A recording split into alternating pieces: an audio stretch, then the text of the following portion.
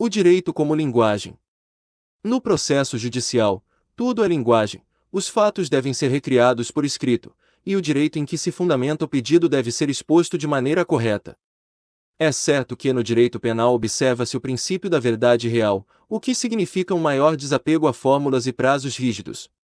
O mesmo, até certo ponto, se dá no direito do trabalho e na aplicação do Estatuto da Criança e do Adolescente. Contudo, por mais liberais que sejam a lei e sua interpretação, a verdade inescapável é que a parte contrária irá defender-se e rebater os argumentos que vieram ao processo, ou seja, que estão escritos. Da mesma maneira, o juiz, ao decidir, irá valer-se essencialmente das alegações apresentadas pelas partes e dos fatos descritos nos autos. Podemos usar a seguinte metáfora: na guerra judicial, o campo de batalha é o processo e as armas são a linguagem e seus inúmeros recursos. Veja o exemplo. A imobiliária Arco-Íris move uma ação de despejo contra João, locatário de apartamento com garagem localizado no andar térreo de um edifício. Argumenta que os pagamentos de aluguel estão em atraso e que existem inúmeras infrações contratuais, sem especificá-las. Tais infrações são o uso da garagem como ponto comercial para a venda de tintas e solventes e a falta de comunicação ao locador de que o esgoto pluvial do prédio não funciona corretamente, ou seja, um fato gravíssimo, uso comercial e estoque de materiais inflamáveis, e outro quase irrelevante, problemas na drenagem. Vindo a juízo a questão nestes termos, a própria imobiliária terá enfatizado a mora do inquilino, que poderá purgá-la judicialmente, ou seja, efetuar o pagamento, e deixado em segundo plano por deficiência de linguagem o principal argumento, o comércio irregular de tintas. Quando a parte se der conta de seu equívoco, já terá deixado precluir o prazo para pedir provas e, especialmente, não terá narrado e recriado estes fatos no momento oportuno. O prejuízo é flagrante e irreparável, apesar de o direito ser bom e a causa justa. Descreva os fatos. Uma disputa judicial se trava a partir da descrição que os advogados fazem, para o julgador, daquilo que ambas as partes entendem como fatos, descritos e provados de acordo com a lei, em prazos determinados e através de fórmulas legais. Desse modo, uma das partes busca um determinado direito, conta os fatos para a outra parte e para o juiz, oferecendo sua versão. Esse princípio básico das leis processuais implica que o advogado deve comunicar o que sabe e fazê-lo da maneira mais favorável à comprovação de suas teses e à obtenção, no final, do direito que entende ter.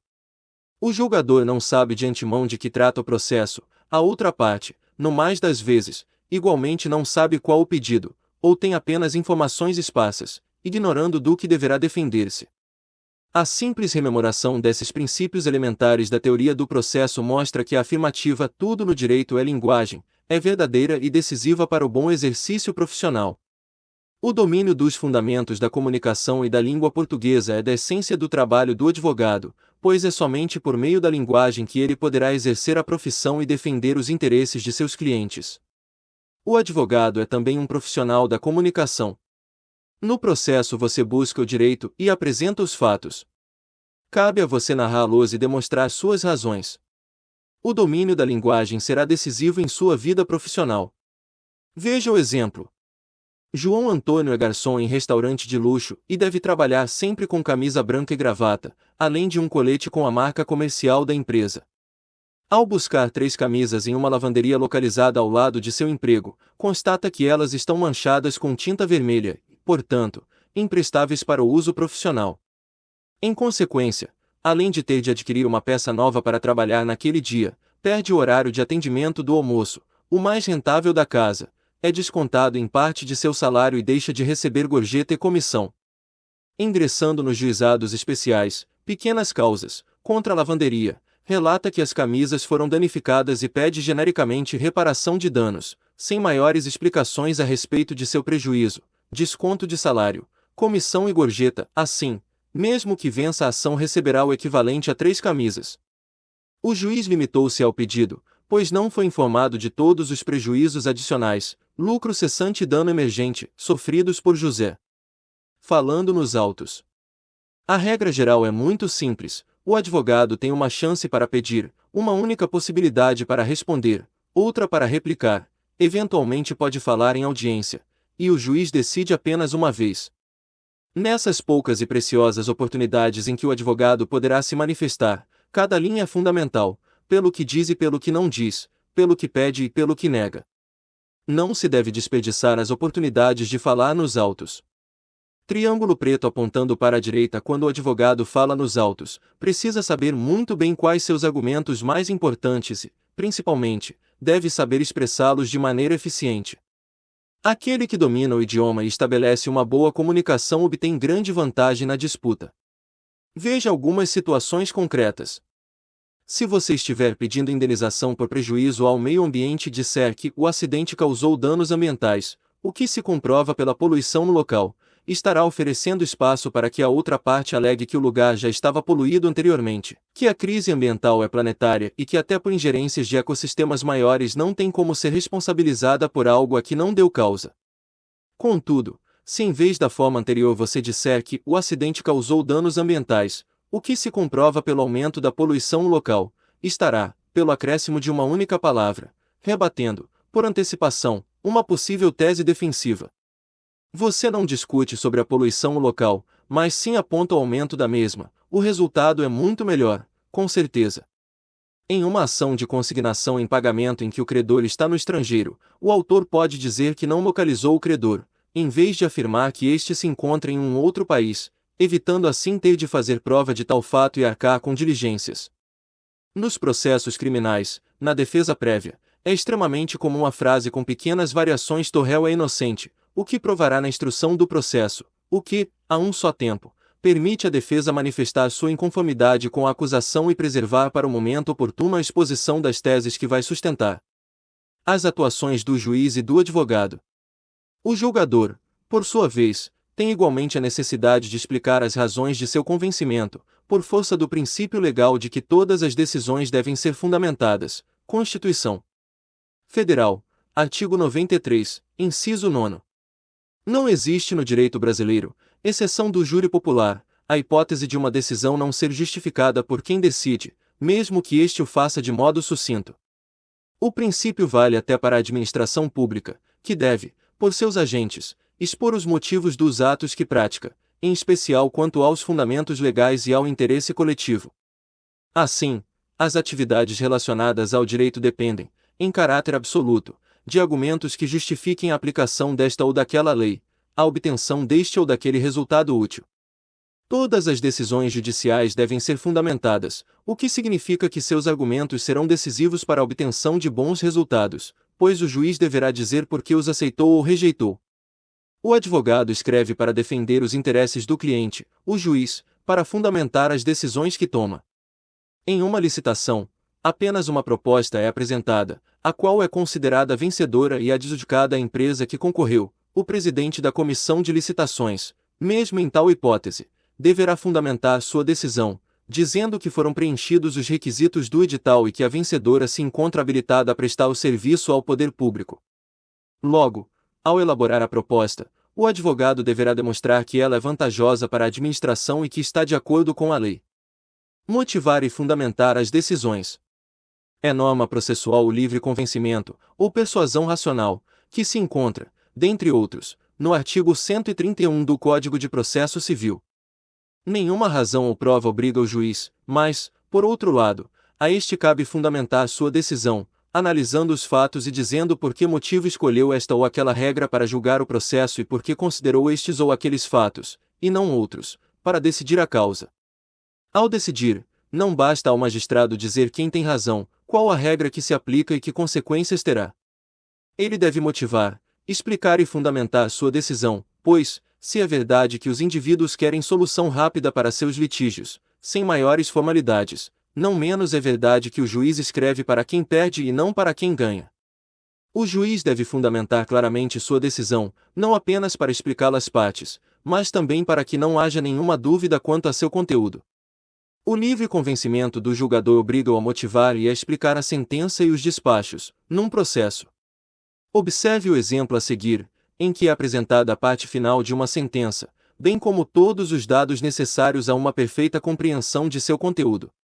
O contrato está vigendo, as partes são maiores e capazes, inexistem cláusulas leoninas ou abusivas. Os fatos, a entrega de carne com osso, e não sem osso, como contratado, ficaram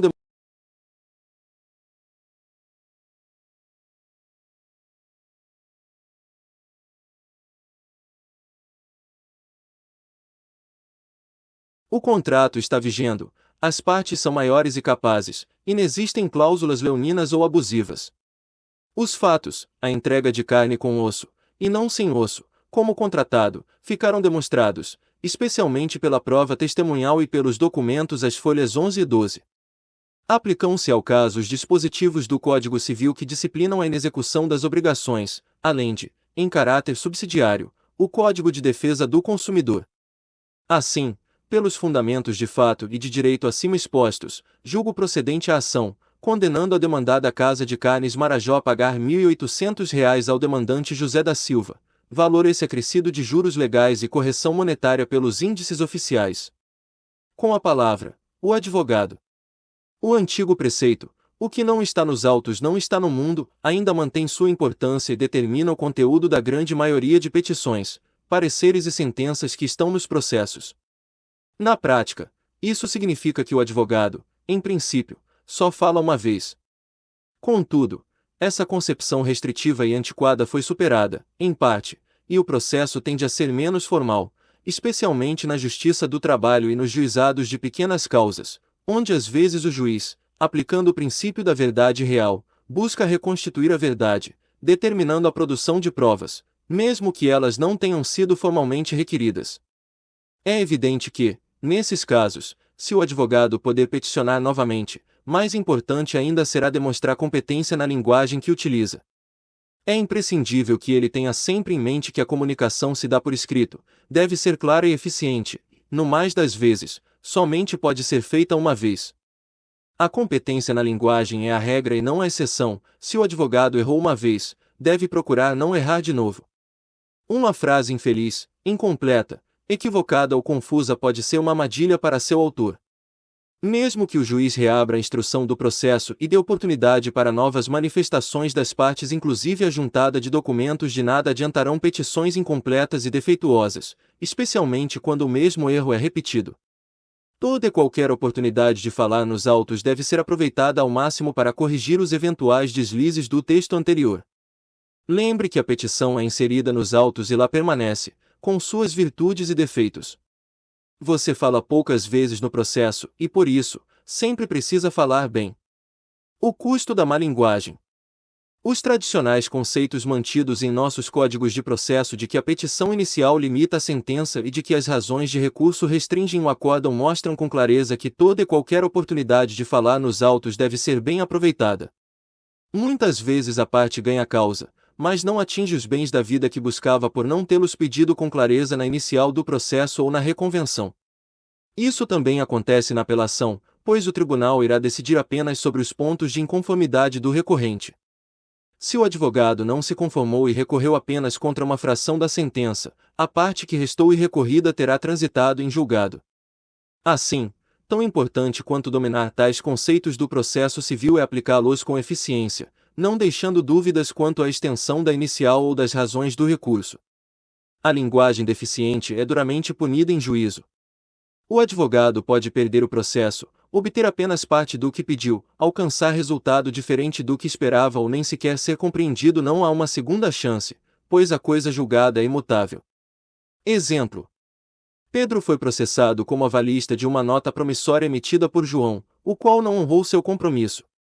Na sentença, além do pagamento do valor principal, Pedro foi condenado a arcar com juros e correção monetária, além de honorários advocatícios, que considerou elevados, fixados no máximo legal, 20% sobre o valor da causa.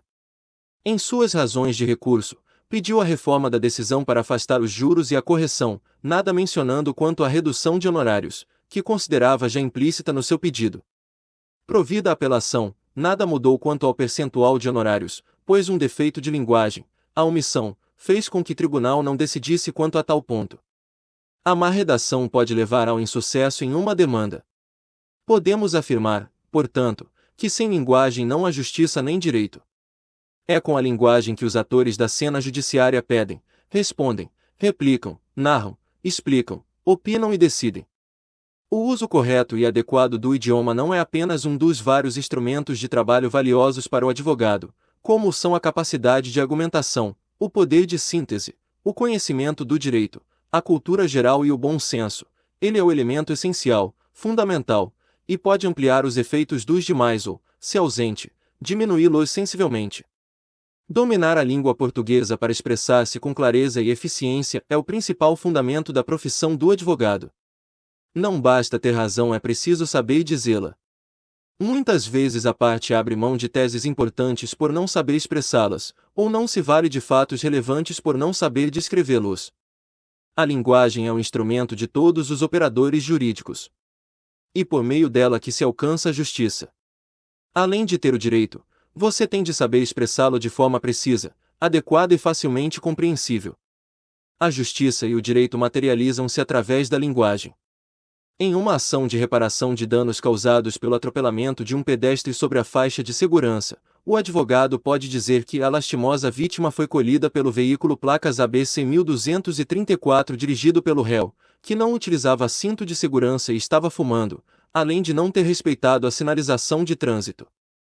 Observe que a ênfase está no não uso de equipamento de segurança pessoal pelo motorista, vindo em segundo plano a informação de que fumava ao guiar.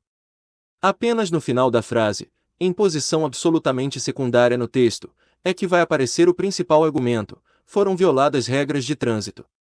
A mesma situação poderia ser descrita assim: a vítima, aqui autor, ao cruzar uma via pública na faixa de segurança, foi colhida pelo veículo placas ABC 1234, dirigido pelo réu. Tamanha foi a irresponsabilidade do agente que, além de cometer a infração gravíssima que causou o acidente, estava ao volante fumando e sem cinto de segurança.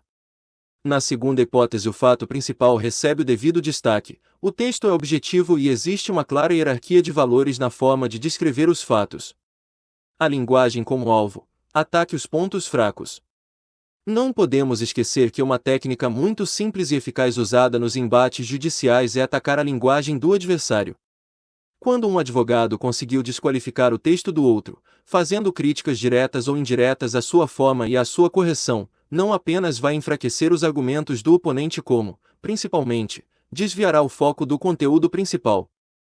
A linguagem deficiente esvaziará uma boa argumentação. Como veremos, a linguagem que você usar poderá ser alvo de ataque pela outra parte. Bons argumentos não sobrevivem à má linguagem. Todas as possibilidades, virtualmente limitadas, que o advogado tem de usar o bom texto a seu favor, explicando, narrando os fatos, argumentando e convencendo, podem também ser utilizadas pelo adversário. O processo judicial é sempre uma via de mão dupla, pois é da essência do sistema o princípio de contraditório. Ambos os lados falatório e terão a chance de rebater os argumentos um do outro.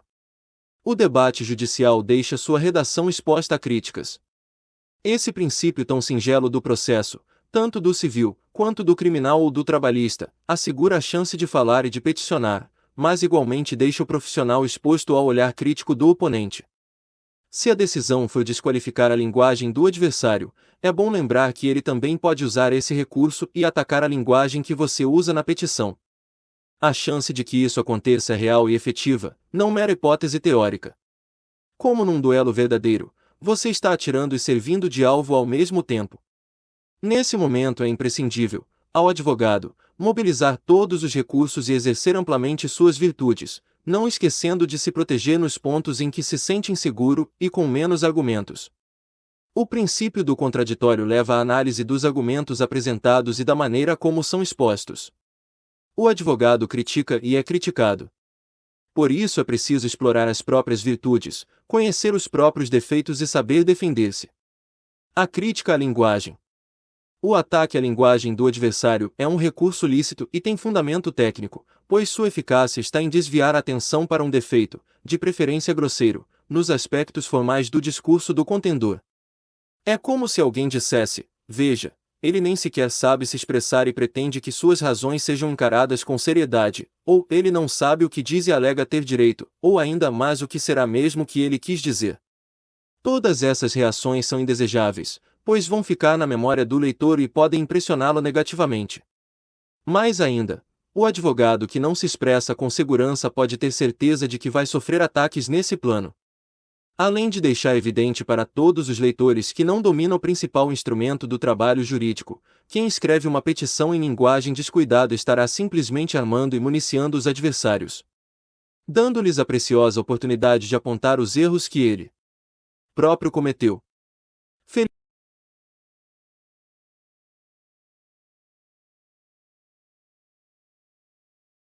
Mais ainda, o advogado que não se expressa com segurança pode ter certeza de que vai sofrer ataques nesse plano.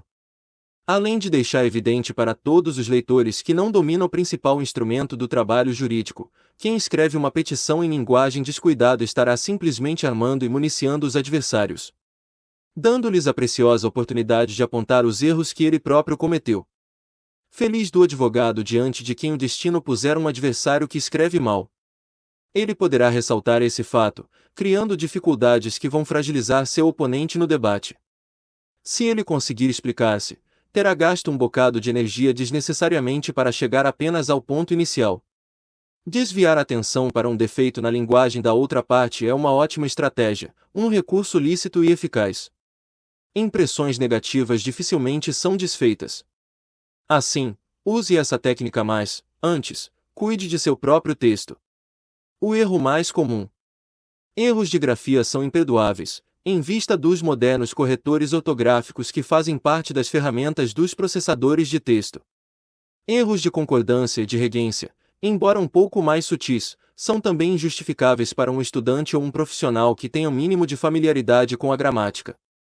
O mais comum, no entanto, é o erro de inadequação, isto é, o emprego de uma palavra equivocada para determinada situação, equívoco que geralmente reflete um domínio precário dos conceitos jurídicos. Um bom exemplo está nos advogados que escrevem, desastradamente, impetrou uma liminar, entrei com uma liminar, ou vou mover uma liminar. Ora, todos sabemos que liminares são uma espécie do gênero tutela de urgência. Elas não têm existência autônoma, mas são parte de uma ação, através de pedido feito no início, a fim de evitar danos irreparáveis. Assim, devemos escrever, pedimos liminar em mandado de segurança, ou na ação a um pedido liminar de reintegração de posse, ou, ainda, liminarmente postulei a inscrição no concurso. A diferença é extraordinária e evitará que outro advogado, na primeira vez em que falar nos autos, aproveite o deslize para um comentário irônico do tipo, a ação que o autor chamou de liminar SIC, ou registre, maldosamente, que está prestando informações em sede de mandado de segurança, apelidado de liminar pelo impetrante. Falhas na redação e no uso do português facilitam a vida do oponente. Não houvesse o erro, o adversário teria sido obrigado a enfrentar, de imediato, as questões de mérito do processo. Erros de grafia são inadmissíveis, erros de concordância e regência igualmente não se justificam, bem como o uso equivocado de termos técnicos. Essas falhas transmitem insegurança e deixam o advogado exposto a críticas e ironias. Não se deve ser alvo de um SIC. Armadilhas para você mesmo.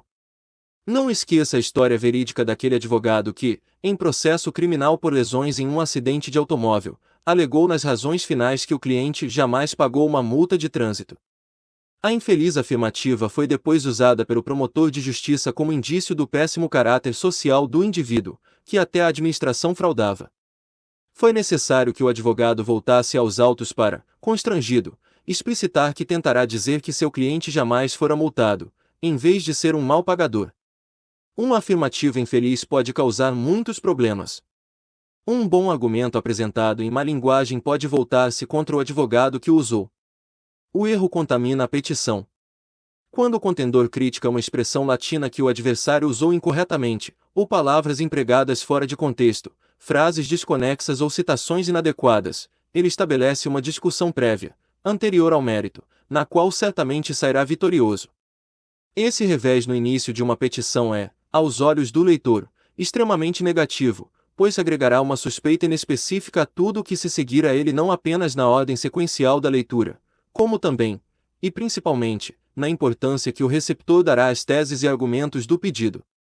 O erro em uma parte tende a contaminar o todo, que ficará enfraquecido em seu conteúdo. A forma não deve prejudicar o conteúdo. Deve-se evitar o uso de termos desconhecidos, palavras fora de contexto ou citações inadequadas. Após concluir o trabalho, é preciso lê-lo do início ao fim, observando se a linha de raciocínio foi exposta satisfatoriamente. A linguagem inadequada desvia o foco da discussão e esvazia os principais argumentos. Ao defender um réu acusado de estelionato, o advogado alega que o mesmo não roubou, mas apenas cometeu muitos equívocos, transacionando títulos e documentos. Como todos sabem, o crime do artigo 171 é totalmente diverso do roubo, possibilitando que a acusação ataque esse ponto ao afirmar: não roubou, mas fraudou e enganou, pois é um estelionatário e deve assim ser condenado por estelionato, que é o delito pelo qual está sendo acusado. A tese clássica que a defesa poderia ter destacado a mistura de documentos ficou relegada a um plano secundário, quando em verdade era essencial para a absolvição do réu.